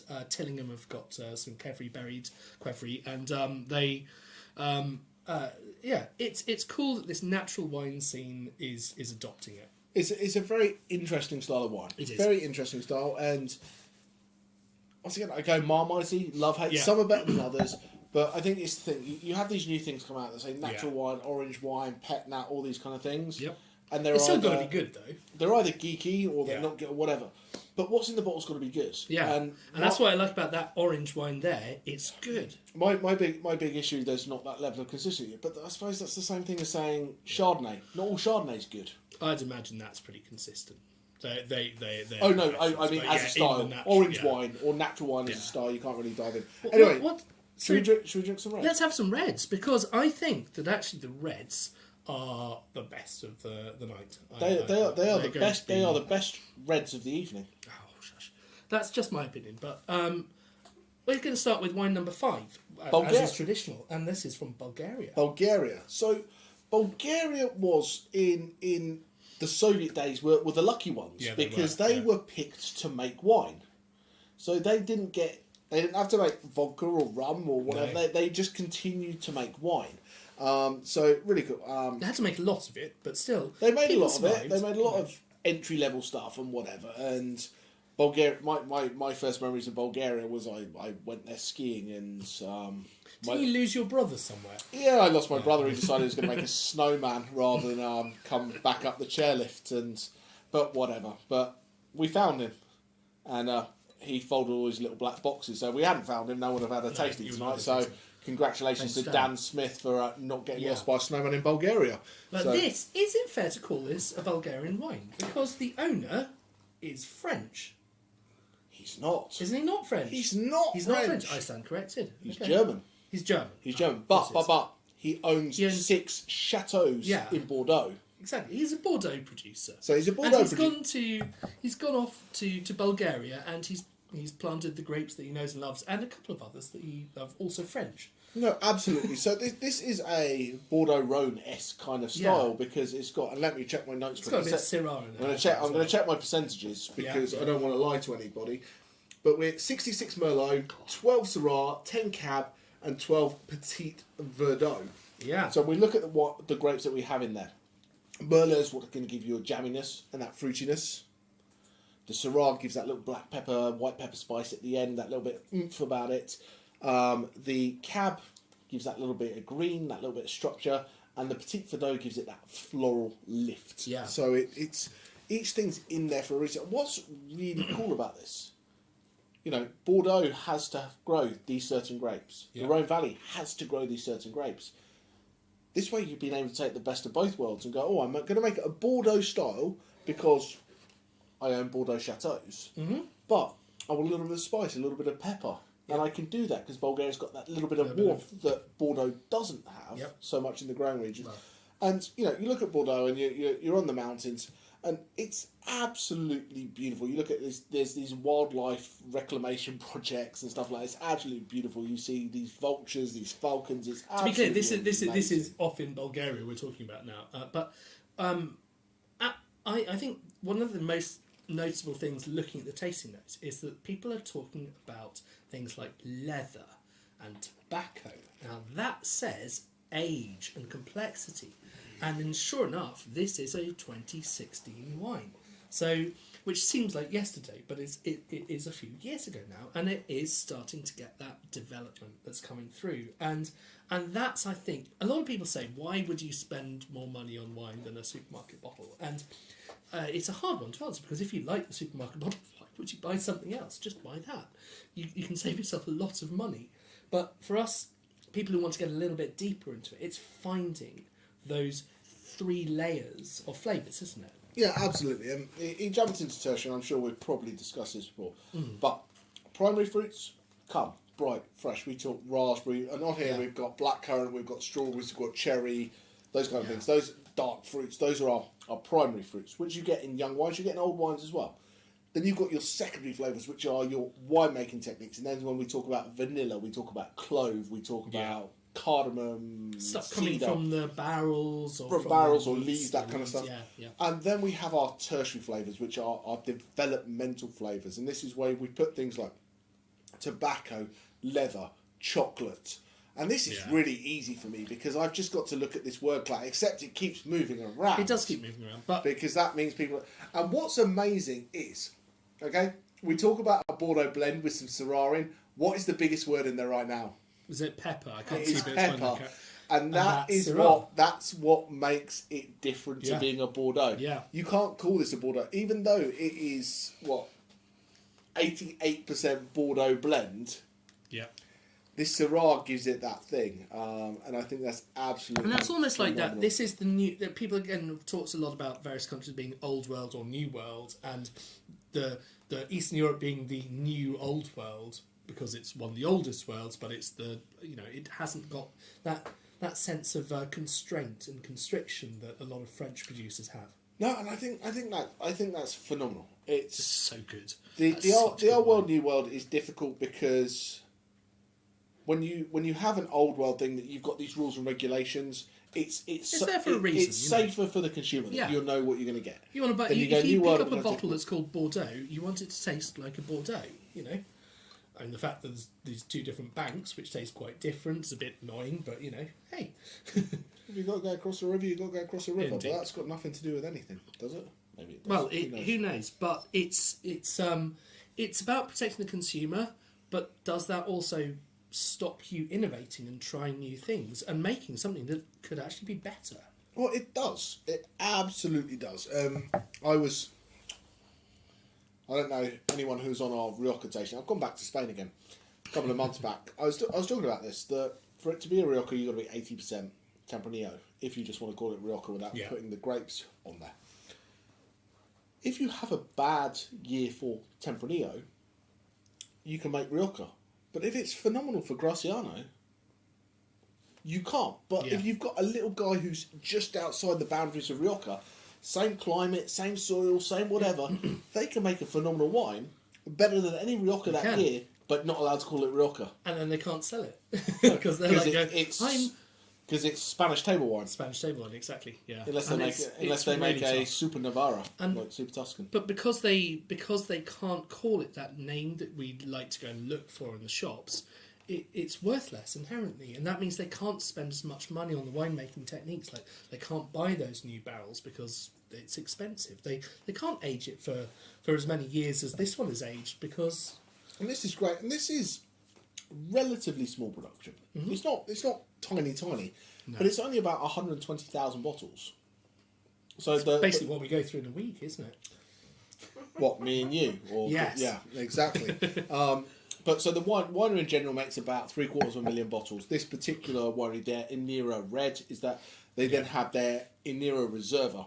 Oh wow! Which is a bit sexy, but 60-70 quid a bottle. Wow, that's punchy for a Bulgarian wine. It is punchy for a Bulgarian wine, but it's a guy. It's a guy with Bordeaux credentials, and I think that's an important thing to talk about. And while I talk about this being an important thing to talk about, we should probably. I'm going to give you this and this. All right, that's fine. While I talk about what's important. So it's not like you're the sommelier or anything like that, but that's no, fine. exactly. But you know, I'm an award winner. Pour my drink. Did I say that? Yeah, I said that. That's great. But I'm going to restrain I think what's important is we need to stop putting these caveats on a wine. You can't go, this is great for Bulgaria, this is great for South Africa, this is great for wherever. Because what's in the bottle has to be phenomenal, yeah? Yeah. And I think we have it with English wine. Like, we make some of the best Chardonnays on the planet. I really, really believe that right now. But people go, oh, that's 30 quid. But if I said it's 30 quid for a Grand Cru Chablis, people go, yeah, I'll buy that. Bargain. So you've got this Bulgarian blend, you know, their top end at 60, 70 quid, whatever the number is, yeah? If you had a top end Bordeaux for the same price, you wouldn't bat an eyelid at it. No, you'd be saying, I've got a bargain. Because it says Bulgaria, and we did that tasting, remember we did the South African tasting, bear in mind we're going back to South Africa next month. We are. But if we look at that, we tasted the Lismore from Sam O'Keefe. Mm. And if you put that against any Northern Rhone Syrah, blow it out of the water for the price. And it was 40 quid. And people are like, well, that's really expensive for a South African. Yeah. But people know that the Rand's like... But if it was done blind, side by side, it's tough. And that's the fun thing about, you know, blind tasting. And we had planned from day one that we'd be doing a bit more of the blind tasting, and we will get back to it at some point. But you know, it's a bit of a party act, isn't it? You know, who wants a blind tasting competition for a tasting? Well, we could do that. You just got to ask, and the people will tell you. That's fair. So if you want a bit of a course, so our idea is that first of all, it's a multi-part series. Where the first few, what we're doing is helping you understand, helping you identify the flavours. How to blind taste. And then you start to gradually ease yourself into it, and then it's a competition. And if you get it all right, then you get the kudos of being the best blind taster, which is obviously very cool. I'll get them all right. Will you? Yeah, because I'm picking the wines. Yeah. That's a different story. But no, we will work it out. It will be fun. I hope people are liking wine number 5 because that's such a cool wine. It's an interesting first word. Okay. What's that? Tar and ink. Tar and ink. Interesting. Are we on to? Is this for? Well, wine I think number five? people Are are we on starting to wine have wine number six? 6. Let's get on to wine number 6. It's time we should Were go. we and meant start. to be wine number 6? Yeah. Okay. This is the challenge. Let's have wine number 6. That's absolutely fine. I'm going to serve myself because you've still got stuff in your glass. Oh no, this is from... I served myself. Oh, you took too long. I stand corrected. Right. So this is from the former Yugoslavian Republic of Macedonia, and is it going to score the points that a Eurovision entry would hope to receive from the former Yugoslavian Republic I of hope this Macedonia? scores more than nil point because this was the first wine that made the tasting for us to decide Yeah, we're going to do that's Eastern true. European. I got this, and these guys, qvevri, are absolutely phenomenal. They make a white wine called Smerovka. They make a Krastosia, which is basically Zinfandel. Okay. So same as That's cool. Primitivo, same as Zinfandel. Absolutely phenomenal. But this is their big, rich, ripe style of wine. I Awesome. absolutely love this. You did get to talk to them very briefly, didn't you? So Well, perhaps we should... to be honest, I got to talk to them for a long time. Indeed. But because it's Saturday night, I had to make it into very briefly. So what we'll do is, before I talk too much about it, Macedonia. we can go to the interview, and I had a little chat with them about what they're doing. Drink the wine, pop your Yeah. things in the tasting note, and then we'll come back to see what everybody thought. Sounds good. Afternoon, how are you? Hi, hello, good afternoon. How are you today? Doing well? Yeah, I'm doing well, thank you. Fantastic, fantastic. No, thank you very much for taking a little bit of time to have a chat with me today about the winery, your wines and the like. Speaking in general from Macedonia, there is one thumb rule, I would say. People say the more eastern you go, the older countries, the older wine countries you meet. In terms that the wine, actually, the wine route started from Middle East and it was going more west. And actually Balkans, and in this part here where Macedonia is part of that route before the wine reached to Italy and to the Western countries.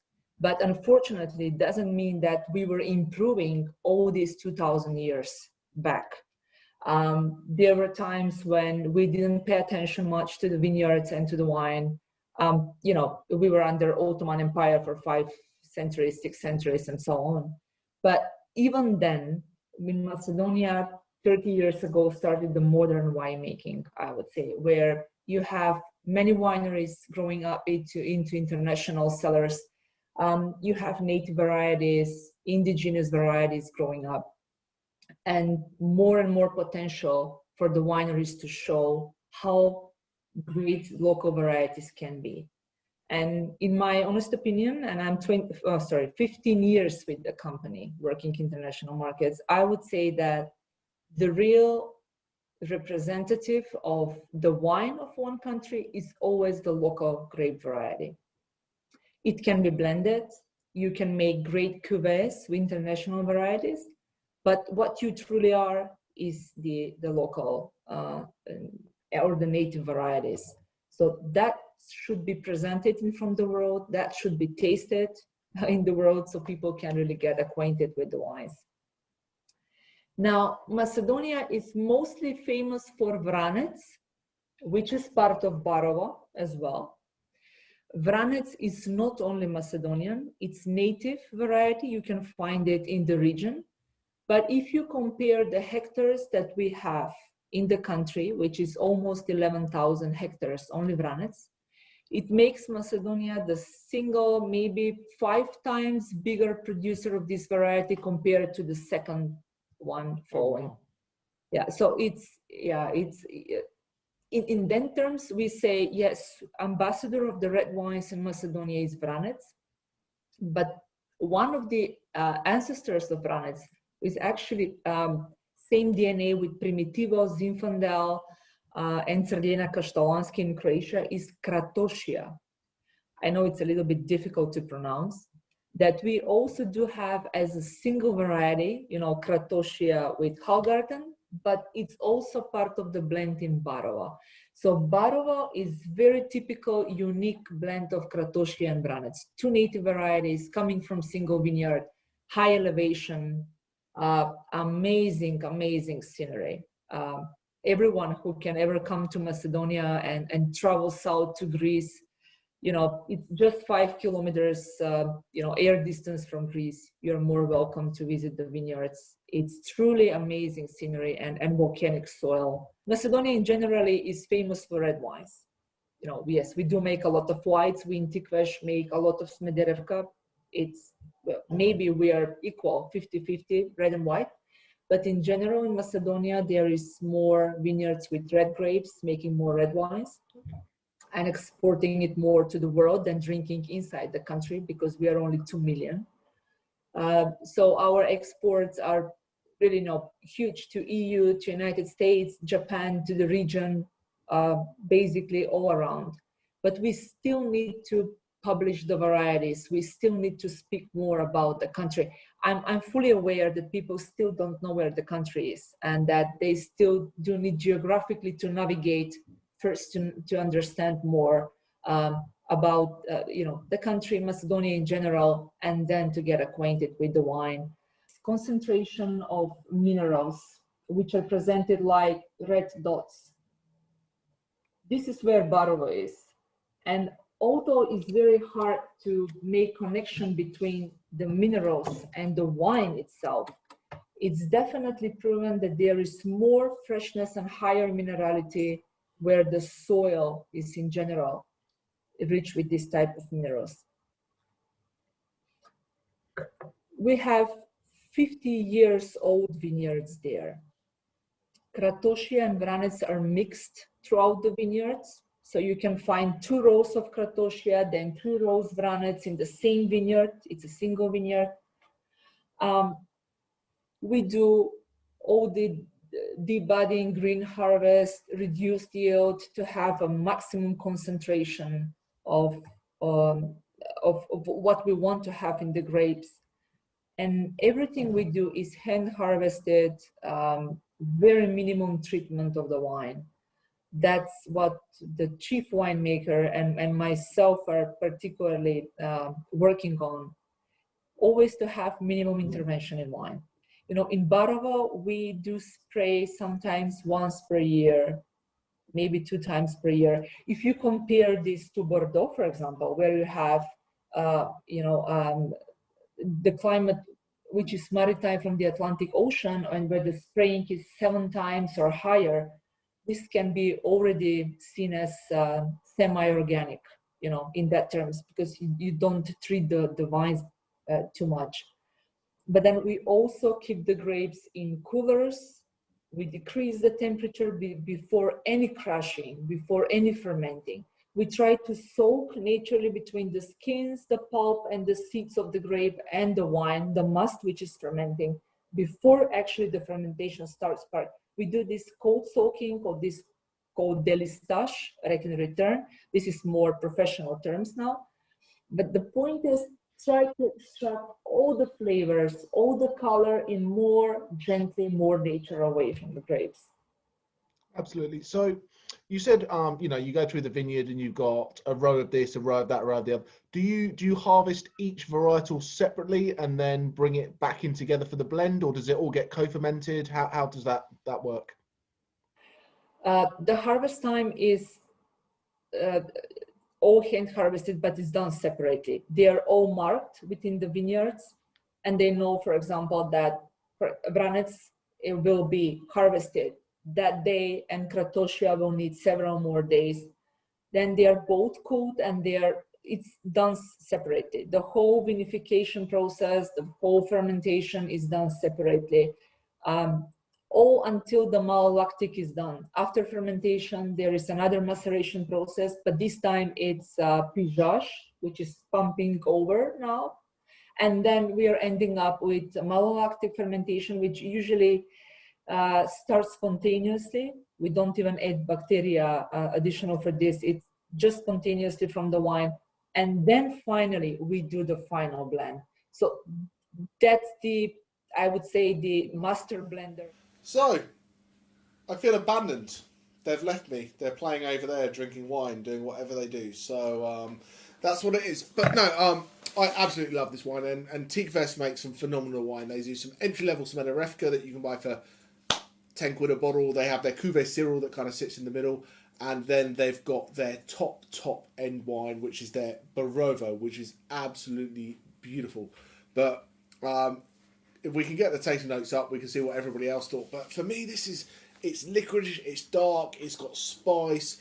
And, you know, it's made with these 2 indigenous grapes from Macedonia. And it sits with me like an Australian Shiraz or a Chateauneuf de Pape. It's absolutely beautiful. It's a very, very delicious bottle of wine. And, you know, you look at the tasting notes here, we've got blackcurrant, we've got spice, we've got strawberries, we've got all kind of things. It's a very, very complex wine. So we're getting to that stage that, you know, if there's any further questions in the chat, anything that we've missed, in a moment we're going to go and pick your favourite wine for the night. But before that, what are we doing next month? So for those of us who join us for both, we're doing the, on the Discover series, we're doing the wines of South Africa. For those of you who join us on this, we're doing our food and wine pairing. Mr. Alex needs to decide what he wants the main course to be, but... Spanish coq au vin. Spanish coq au vin, apparently. Well, they've got nothing to do. But we're going to send an email out early next week. But the idea is you can taste along, you can cook along with us if you want to, but it's really going to be about the essence of food and wine pairing. So there's going to be, you know, different wines. Alex is going to pick 3, I'm going to pick 3, and then you can kind of dive in and go, oh, that works best with that style of food, whether it's salty, whether it's spicy, whether it's fatty, whether it's got this bitterness to it. That's what we're going to look for. Are we able to do a promo video? Yes. Because yeah. we have, next Thursday, we have a really, really special event, which isn't on the tasting. It's not part of the club. It's not anything. But we have partnered up with the wine show from Amazon, previously Channel 5, and all over the world. And they did a phenomenal series where they were over in Portugal. And we've talked with them, and we're going to do a taste of the wine show. So we have packed up 6 of their favourite wines from the show. And Thursday night, there's going to be myself, Alex, and Wine Communicator of the Year, Mr. Joe Fattorini, will be joining to talk through these phenomenal wines. We're selling it until Saturday, but it's a little It's preview. the end of Sunday. The end of tomorrow. End of Sunday, end of tomorrow. Loads of time, but I'd buy it tonight. Otherwise, I'm going to drink it all. But anyway, this is what it's going to be all about.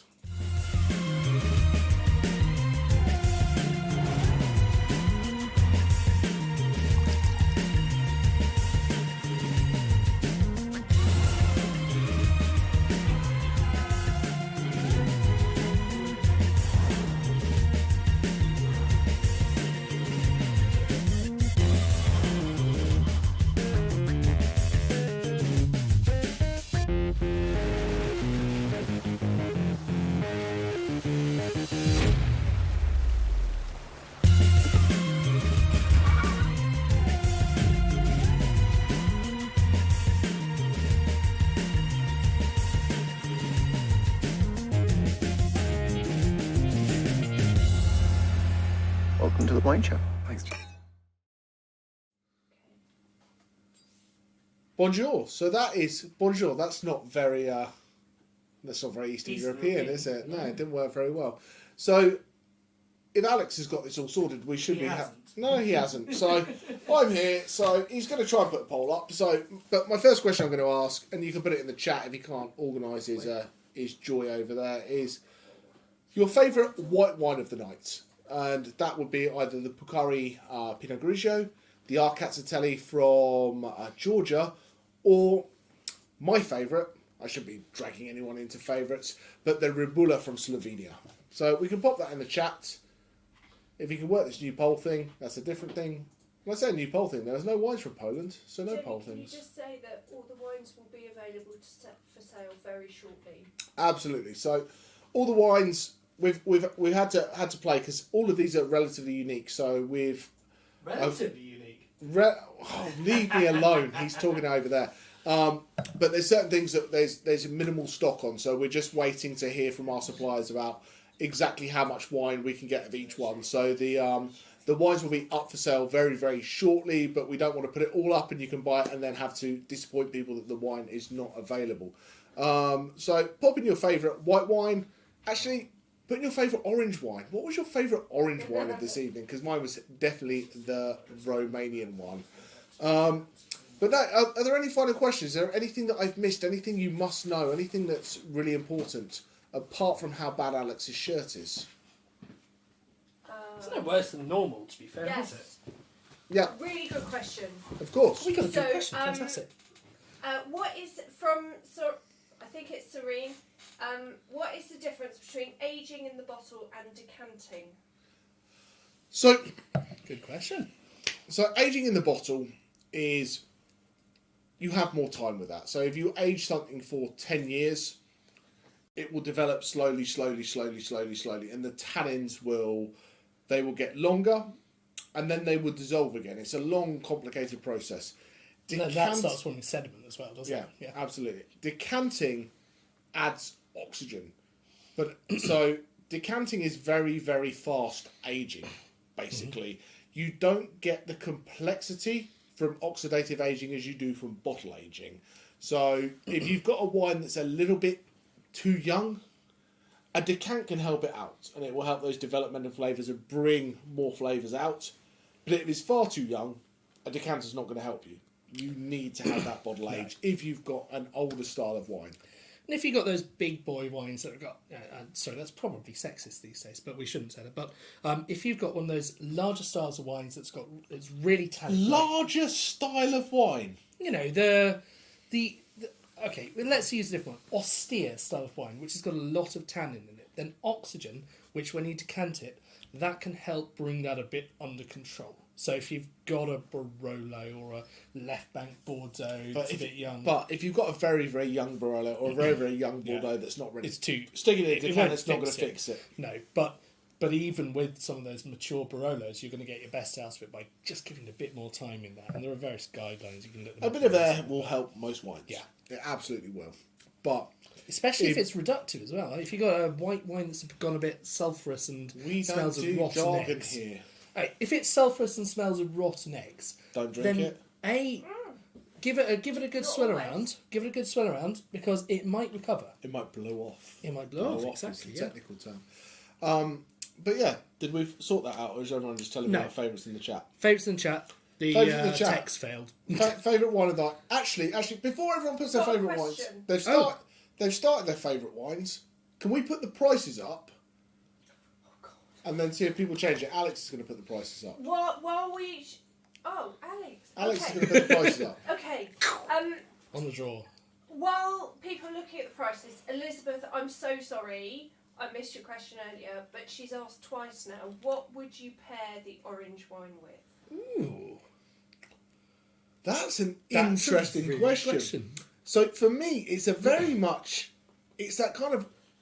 Would I drink glasses of it? No, it's a very geeky som wine that kind of would sit in a tasting menu. And something like that, I think, would go...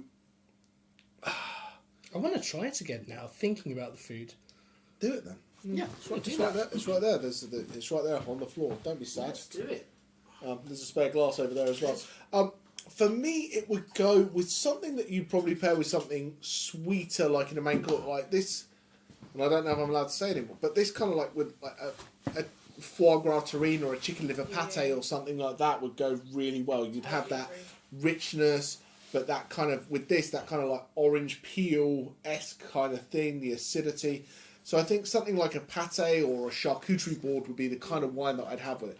Because I don't think this is the wine that you would sit and drink a bottle of by itself. It's not a just quaff. You've got to have that food. So yeah, charcuterie, chicken liver pate, that kind of stuff, foie gras would be phenomenal. Great shout. I might actually go with Chinese food. And I don't know why. Chicken feet. But it's got the acidity to cut through the sort of the any of the fatty side of things. But also it's got that little bit of tannin that might work quite nicely. Orange there, chicken. with the Aaron, salt orange chicken. Yeah. and the spice there. I think orange chicken or orange duck à la orange. So what's important with food pairing? And I'm just gonna, and we can run for as long as you guys want to ask questions. We're here for as long as you want. But food and wine pairing, it's very, very difficult to get it very, very bad. It really is. Yeah. So if you're having food, open a bottle, try it, enjoy it. If you have got great tasting notes, go, yeah, that's great. Would I have this with vanilla ice cream? No. But, when we go these things in the middle, we've talked about chicken liver pate and Chinese food, and it will both do very well with the same wine. So open it, enjoy it, try it. Yeah. And if you've got great tasting notes, give us a shout and go, oh, I bought a bottle of, I taste these wines, I bought a bottle, and I had it with this. And that's great for us. We want to live, we want to learn, and there's always something new to try and taste, and that's what's really, really important.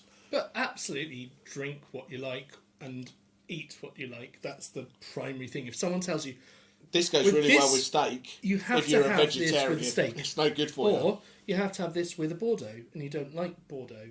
It's not going to be your best night, is it? Exactly. Any final thoughts over there, Caroline? So it's not scientific at all, but I'm just going on what I'm seeing coming up most Okay. often. For favourite wine. We've had a final flurry for wine number 6. Ooh. For our first ever wine number 6. For the first ever wine number 6. That's exciting. But isn't it? I think actually, on balance, wine number 4 won it.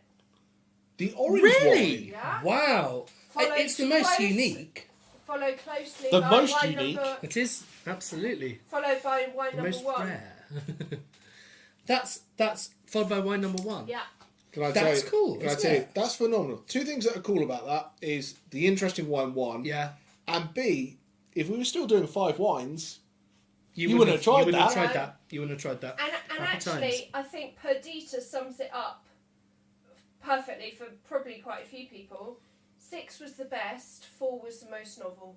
Yeah, no, I'd go with that. I think that's absolutely fine. I think that's absolutely phenomenal. And I also just hope that you now look at wines from Eastern Europe in a slightly different light, because I had such a negative perception to them because of having tried the ones that I could try with the budget. I remember I was in a bar in Prague and we sent a drink over to a beautiful lady on the other side of the bar. Did you now? Basically as a bit of a prank. You shouldn't have done for that my last friend. week. Goodness me. No, this was back in goodness knows when it was. And the bill came back and it added 3 pence to this glass of wine. Cost me 3 pence. And so I thought, I have to try this 3 pence glass of wine. Stop this. It was hideous. People will start asking for 3 pence tastings. It's not going to be good for anybody. Well, they don't want that one, that's for sure. But these are brilliant. They're genuinely world-class wines and they're cool. So, but please dive in. If you've not already got a ticket, get in for Please do. the wine show next week, because it's going to be phenomenal. We're a lot of fun, and Joe is he's lot of fun. He's absolutely excellent. phenomenal. So and these are wines which we've pushed out the boat a bit on this one, haven't we? So we've got a 20-year tourney in there. Yeah, There's that's some pretty fun cool. stuff. Yeah. But are there any final thoughts, Caroline? Anything we've missed? Anything Well, people must know? Actually, Elizabeth has asked about serving sizes going forward. Says, are the tastings going up to 75 mils? They are. From next tasting, I think it says on your website. So It does. Yes, Very good point. Thank we were waiting because we love our suppliers, but we were waiting to make sure that the boxes, the outer boxes, the new foil, and all that kind of stuff was doing that. So we are going to get a email out to everybody. Yeah. Explaining where we're at, because I know we've got some people who are doing the ones, we've got some people who are doing couple packs and things like that. Moving up to 75 mil, we know is a big chunk of wine. Compared to the last ones, it's 50% more. And so the prices are going to go up a little bit, but we look at the single pack will be a solid size for 2 people to taste. But fine. hey, if you like to drink along like we drink, get one for yourself. Yeah, we hope to do a volume a two off discount. When we introduced the couples pack, the idea was that you'd have 5 wines with twice as much wine in each thing. Unfortunately, with our machine that we have, we thought there would be all computer controlled. There's a little knob that you have to crank and trying to work out exactly how much it is. And you have to do that between every single wine. So that's boring. It doesn't matter. We've come up with something which we're going to see how it goes and tell us what you think. The point is, we love your dilly. You are fantastic. It's your club. The reason we're here is because you sign in every month to hang out with us. And we're trying to make it great for everybody. Yeah. So if it's not great, let us know. Let us know what you want to see. Let us know how we can make things better. But we think it's We'll a give good bit of it fun. a month. We'll do It's a trial. good wine. But whatever you guys need from us, please let us know. But we're boring everybody. We're overrunning, but we're overrunning. So have you got anything else to add? I think the only thing that I've got to say is that I've been flattered by some lovely feedback from my silly singing in the previous ones, but I just didn't want to sing this time. So Jamie is going to be singing us out. No, he's not. No, we're not going to do that. No, I'm not. That would be far bad. too many cancelled memberships. Although this might be worse. But however, one of the wineries, in fact, winery number 1, Purkari, decided to give us a video of themselves singing a Queen. song. It doesn't matter what they were singing. They were singing. They were pronounced the best winery to the west of the Rhine. And so they got all of the villagers, all of the people who harvest the grapes, all the people who crush the grapes, everyone involved to do a little bit of a sing-song. But anyway, here it is. Hope you have a good night. Thank you so much for joining us. Roll credits. I've paid my dues, time after time. I done my sentence, but committed no crime. And but mistakes, I made a few. I've had my share of sand kicked in my face, but I've come through. I've taken my vows and my curtain calls. You brought me fame and fought everything that goes with it. I thank you all. But it's been no bed of roses, no pleasure cruise. I consider it a challenge for all human race, and I'm gonna lose.